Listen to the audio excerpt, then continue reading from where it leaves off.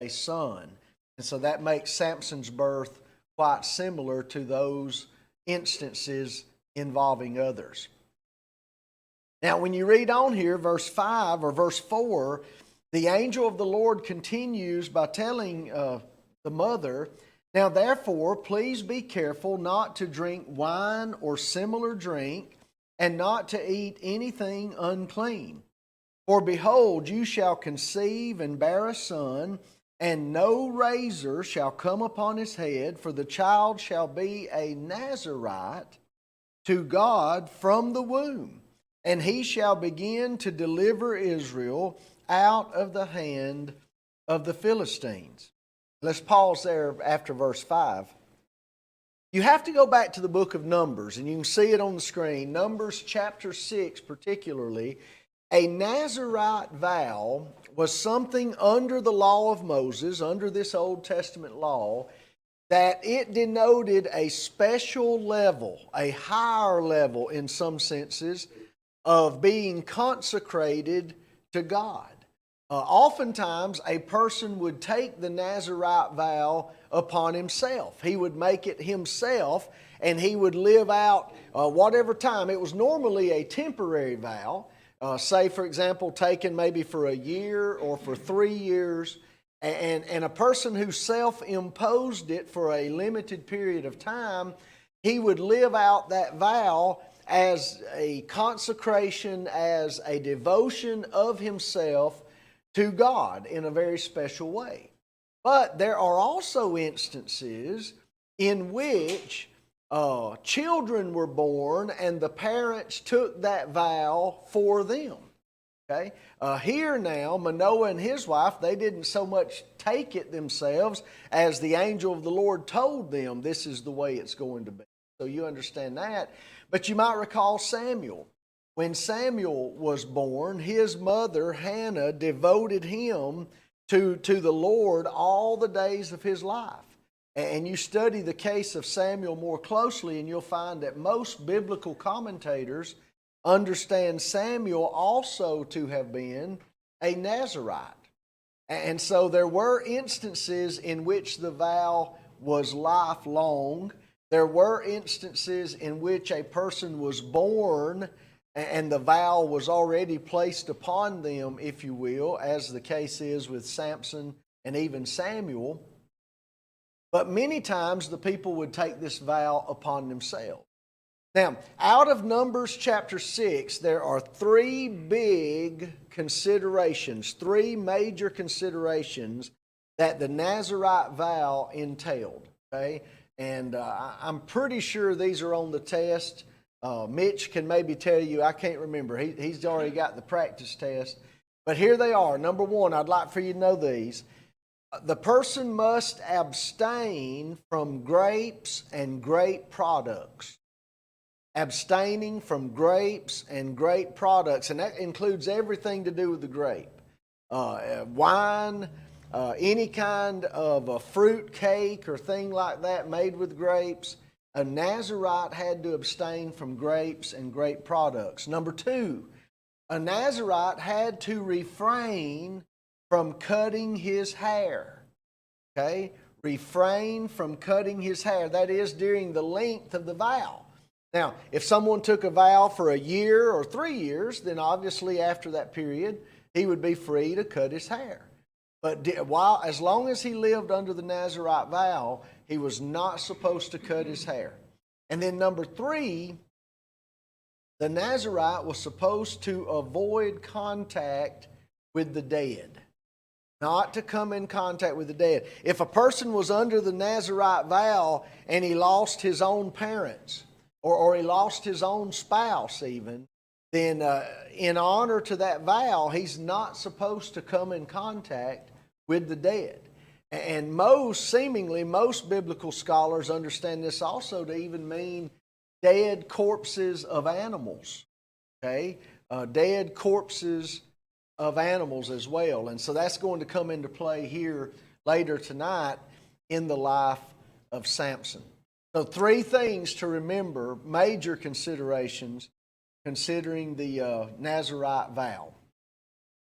Now, next on the screen, Notice that we read in verse 5 at the end of it that Samson shall begin. I have this underlined in my Bible at the end of verse 5. He shall begin to deliver Israel out of the hand of the Philistines. There are a number of things different about this Philistine oppression that we read about in Israel here from the previous oppressions. One thing that is different is we have no record in the next 4 chapters. We have no record of Israel's crying to Yahweh asking for deliverance. We don't have any record of that. Well, that's unusual. In the previous oppressions, Israel would cry out to the Lord, and the Lord ultimately would respond. Here, Israel's not crying out. I believe that tells us how low Israel has sunk morally and spiritually. Instead of becoming wearied with the oppression of the Philistines, it's almost as if Israel has grown to accept it and has grown to acclimate their lives thereunto. And so that's never a good thing. And then secondly, another difference between this Philistine oppression and the previous oppressions we've encountered in the book of Judges is that there's no record here in the Judges text of the oppression being ended. Normally, God would raise up a judge, He would raise up a deliverer, and the deliverer ultimately would end. He would lead God's people in overthrowing the oppressive forces, and the oppression would end. It would be over. Not with Samson. Here, verse 5 says that Samson would simply do what? He would begin to deliver. He's not going to make an end of this. And as you can see right here, so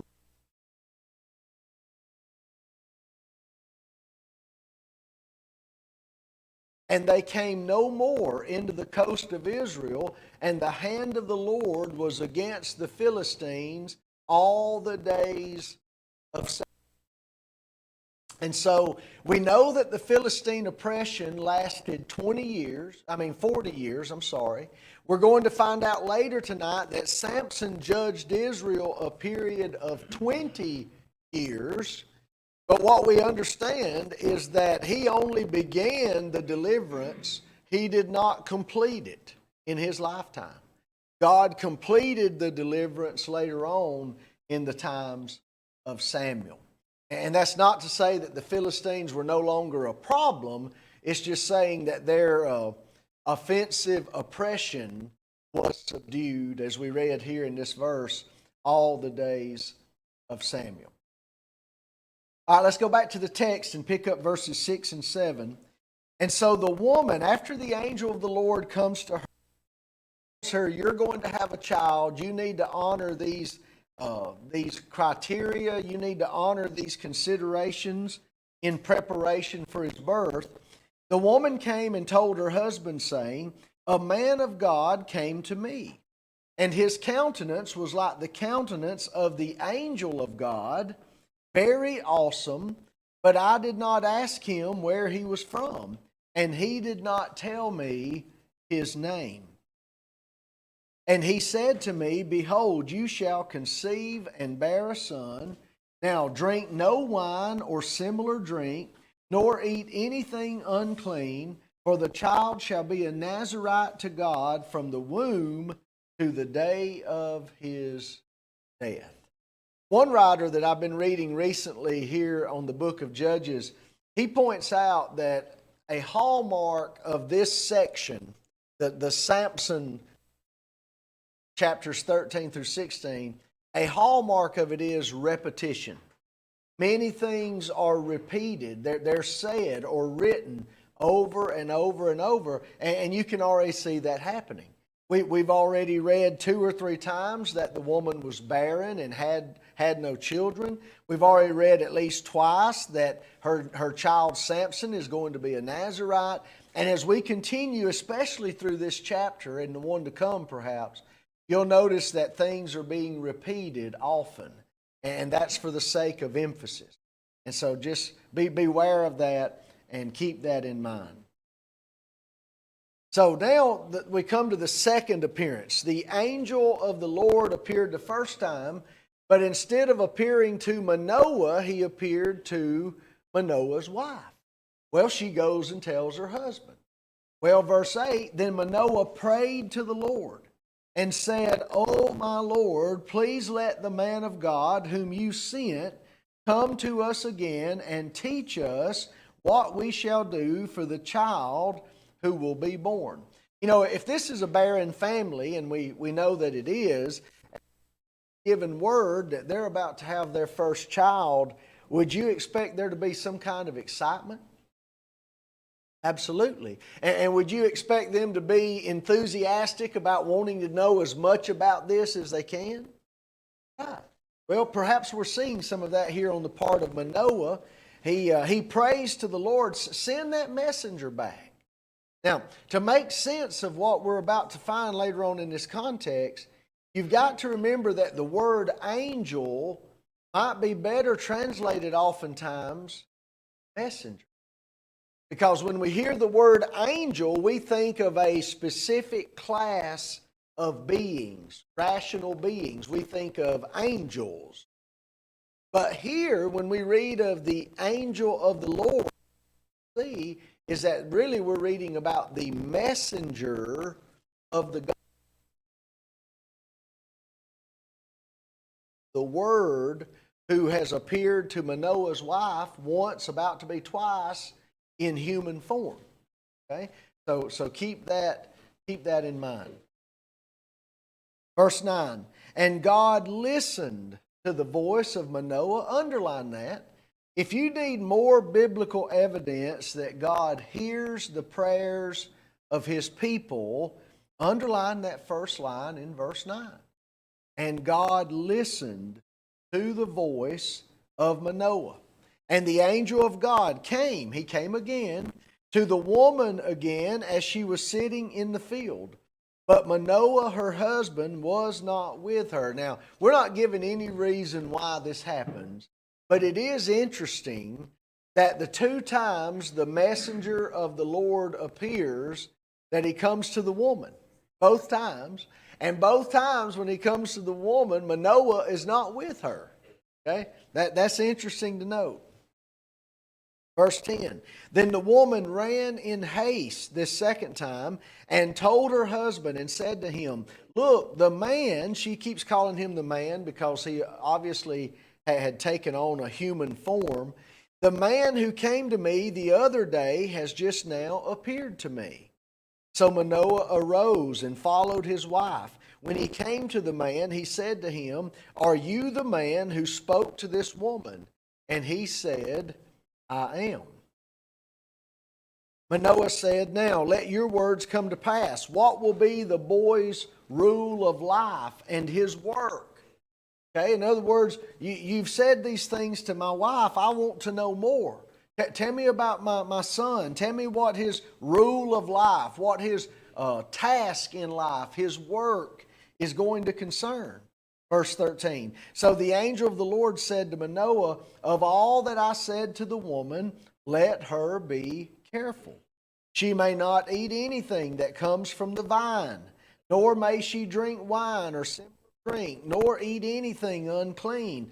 All that I commanded her, let her observe. Then Manoah said to the angel of the Lord, please, let us detain you, and we will prepare. Now, go back to verse 6. In verse 6, what wording did Manoah's wife use to describe this person to her husband? She called him a what? A man of God. That's a term that basically means prophet. And so the first time she encountered him, she likened him to a prophet or a man of God, but she did say right there, and I have put up on the screen as well, that his countenance was the countenance of the angel of God, the messenger of God. Very awesome. Well, he appears to be human, even though maybe his face, his countenance is different. Otherwise, he appears to be human. Here in verse 15, Manoah, with the second appearance, he's wanting to extend what would be customary hospitality. All right? You've come now not once, you've come twice bringing good news. He says, please let me detain you and I'll feed you. I'll feed you a young parrot and we'll be able to have this meal. But notice verse 16. The angel of the Lord said to Manoah, though you detain me, I will not eat your food. Perhaps as if to say, we're not going to sit down and eat as equals. We're not going to sit down and eat as one man might eat with another. He says, I will not eat your food, but if you offer a burnt offering, you must offer it to whom? Okay, and the way it's used there, Lord, he actually uses the personal name of God, Yahweh. Now keep in mind, this is the period of the Judges, a very dark period in Israel's history. Their spirituality is very low. Their understanding of God and of His will is also, no doubt, very low. And so I believe the angel of the Lord here is making it clear to Manoah. He says, look, there won't be a meal. You can offer a sacrifice, but you need to understand full well you're offering this sacrifice to Yahweh. Okay? Not to any other god, not to Baal, not to Dagon. But you need to acknowledge and understand that you're offering this sacrifice to Yahweh. Notice in parentheses, for Manoah did not know he was the messenger of Yahweh, the angel of the Lord. Verse 17, then Manoah said to the angel of Yahweh, what is your name? That when your words come to pass, we may honor you. And the angel of the Lord said to him, why do you ask my name, seeing it is wonderful? It is wonderful. That's interesting. Right here in Isaiah 9 and verse 6, this is a form of the same Hebrew word. When Isaiah is foretelling the birth of Christ, notice one of his names. For unto us a child is born, unto us a son is given, and the government shall be upon his shoulder, and his name shall be called what? Wonderful. Okay. Now really those first two probably should be classed as one item. Should be called Wonderful Counselor, the Mighty God, the Everlasting Father, the Prince of Peace. But still, linguistically there you have a connection. And so that's another great proof that the one we're dealing with here is not just an angel like Michael or Gabriel, an angelic being, but rather this is the messenger of Yahweh, the messenger of the Godhead, probably God the Word Himself. He says, my name is Wonderful. Verse 19, so Manoah took the young goat with the grain offering and offered it upon the rock to the Lord. And he did a wondrous thing while Manoah and his wife looked on. Just think back to Gideon, a couple of weeks ago. Think back to when Gideon offered a sacrifice and how it was consumed with the fire out of the rock. Well, here's another marvelous thing. It happened as the flame went up toward heaven from the altar, the angel of the Lord ascended in the flame of the altar. And so this heavenly messenger, he went up as well in the flame. And when Manoah and his wife saw this, they fell on their faces to the ground. And so I want to submit to you for the purpose of class, messenger here, this angel of Yahweh, I believe this is what they call a theophany.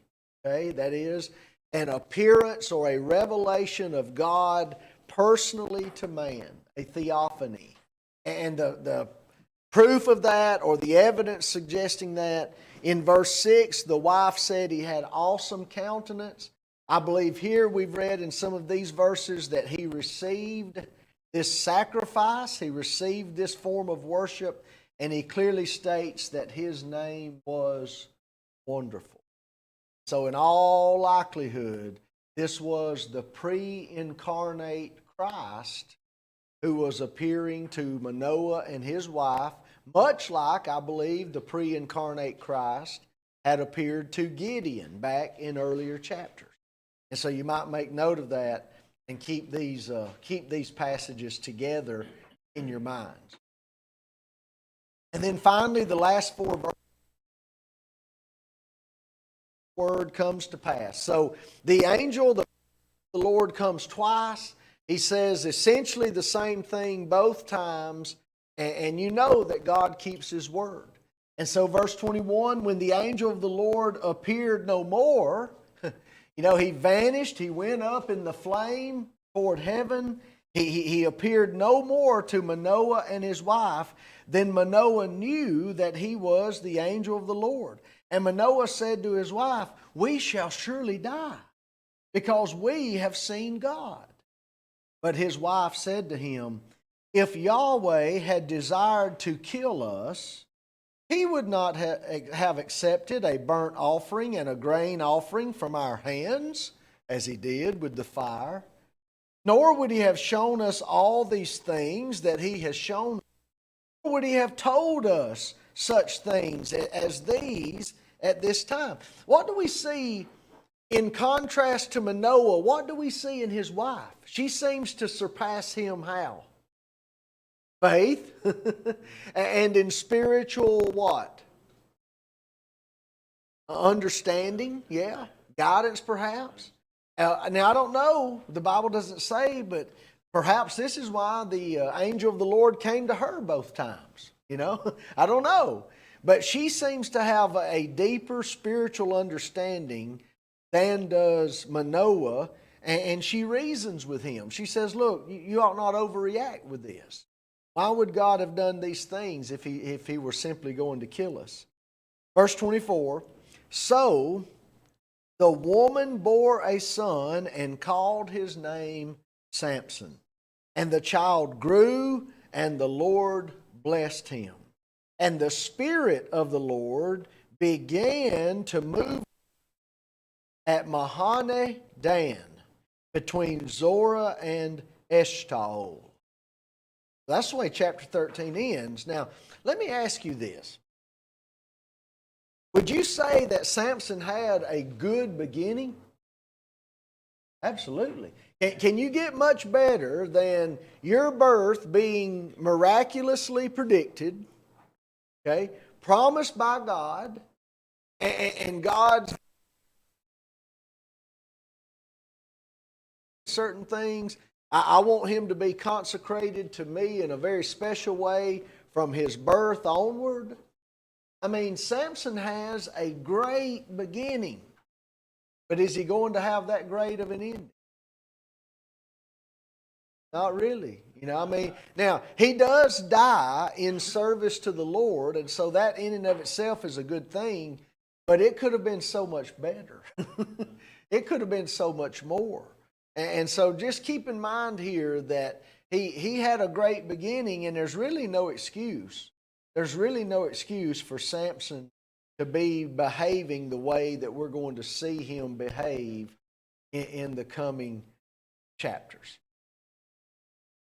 I've got a few things there on the screen. No need in my going over them. You can see them. I do want to give you the name or the meaning of the name Samson. Write this down.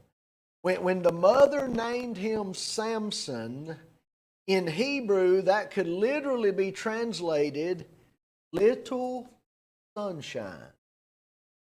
Little sunshine. Have any of you as men, when you were boys, did your mom or daddy call you sunshine? You didn't? My daddy did some. He called me sunshine every once in a while. Now, I want to propose this, and I'm not dogmatic on this, but I want to throw it out there for your consideration. Is it the case sometimes that when you have a barren couple, a husband and wife who for a number of years are unable to have children, and then finally one day, for whatever reason, they have a child? Have you ever seen instances in which that child winds up being spoiled, rotten? That can happen, can't it? Okay? And you know, we hesitate to knock that because we understand how desperately they wanted a child and how greatly they loved this child. But just think about that with Samson. Manoah and his wife never had any children. He comes along and she names him Little Sunshine. Little Sunshine. I'm going to propose to you that they potentially doted on him in a way that may have spoiled him to an extent. And when we get into this next chapter, we don't have to read in the next chapter, we don't have to read 5 verses. And we'll see some evidence of something being wrong, something not being right. So just file that away when we get there about the little sunshine that his mother called him. All right, any questions or any thoughts on chapter 13? All right. Now, the next 2 chapters are going to be part 1 and part 2. I'm just in strong yet weak. Samson has been called the weakest strong man in the history of the world. And that may well be right. He was strong in a lot of ways physically, but he was so weak when it came to his passions. And not just his sexual passions involving women, even though that was definitely a weakness, but even his passions of anger. You know, he can lose his temper, and he proves to be so weak as well. And so he's strong but weak, and that's part 1 here in chapter 14. Now, we're not given much information about Samson's growing up. All that we know from the end of chapter 13 is that the child grew, we read in verse 24, and the Lord blessed him. So what little we're given about his growing up, it seems good, it seems positive. The child grew and the Lord blessed him. But now as we come into chapter 14, in the first 4 verses, somehow along the way, Samson has adopted a worldly attitude. A worldly attitude. Look at these first 4 verses. Now Samson went down to Timnah, that's obviously a village of the Philistines, and he saw a woman in Timnah of the daughters of the Philistines. So he went up and told his father and mother, saying, I have seen a woman in Timnah of the daughters of the Philistines. Now therefore get her for me as a wife. What does that sound like to you? Sounds a little spoiled, doesn't it? Does it sound like he's kind of bossing his parents around a little bit? Now, I might have read it that way. I admit, I might have put the emphasis on the words that way.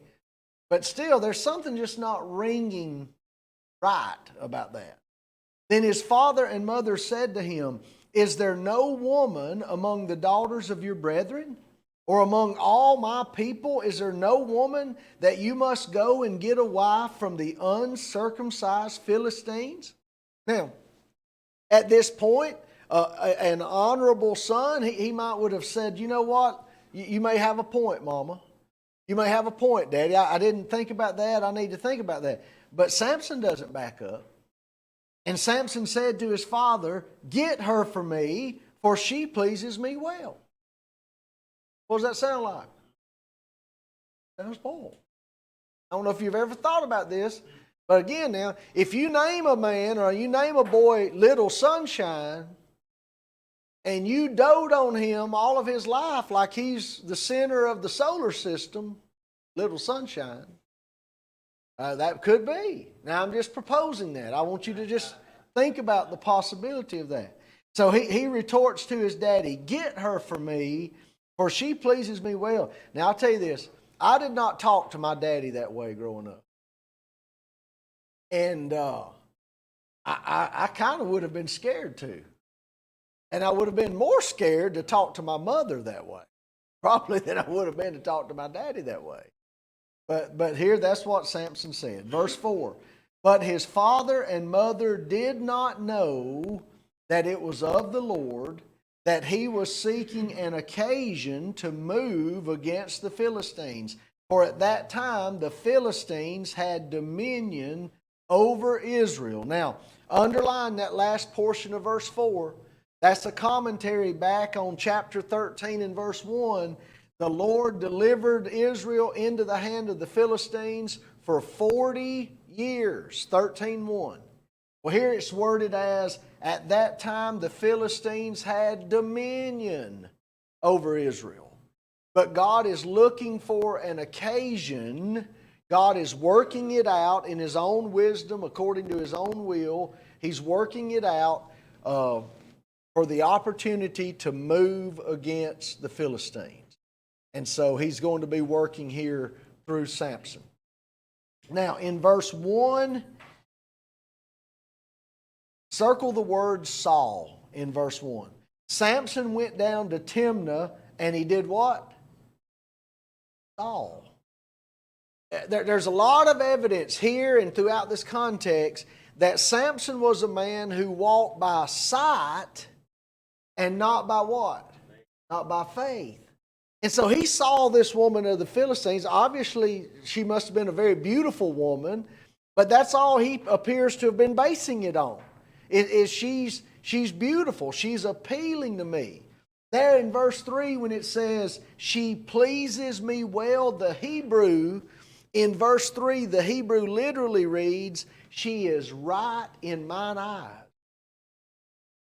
The English translation came across, she pleases me well, but the Hebrew says, she is right in my eyes. Now, what's the problem that characterizes Israel in the period of the Judges? Every man did that which was, you've heard that before. Okay, in the Hebrew, that's right here in this verse, verse 3. Right in his eyes. Every man's going after what's right in his own eyes. Samson's going after this Philistine woman because she is right in his eyes. He saw her and she appealed to him visually, no doubt. Then, as I've already hinted at, there's something wrong with the relationship here with his parents. His parents, no doubt, loved him. His parents were thrilled to have been given a son from the Lord. And yet now that he's grown into adulthood, something is wrong with his relationship, because you can't just demand of your mother and father and tell them to do this and do that. And when they try to reason with you, you just tell them, you heard me the first time, basically. You can't do that. Now, in verse 4, there's something there that bothers a lot of people when it says, his father and mother did not know that it was of the Lord. Well, is that saying that the Lord is making Samson make this sinful decision? Is that what that's saying? Oh, no, shake your head. No. Is God ever party to any sin? No.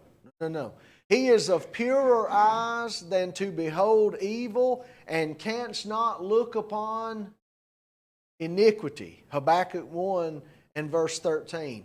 God is light, in whom is no what? No darkness at all. 1 John 1 and verse 5. You say, well, Cliff, I understand all that. But what does verse 4 mean? Verse 4 says that Samson's doing this, that Samson's choosing this Philistine wife, that it was of the Lord.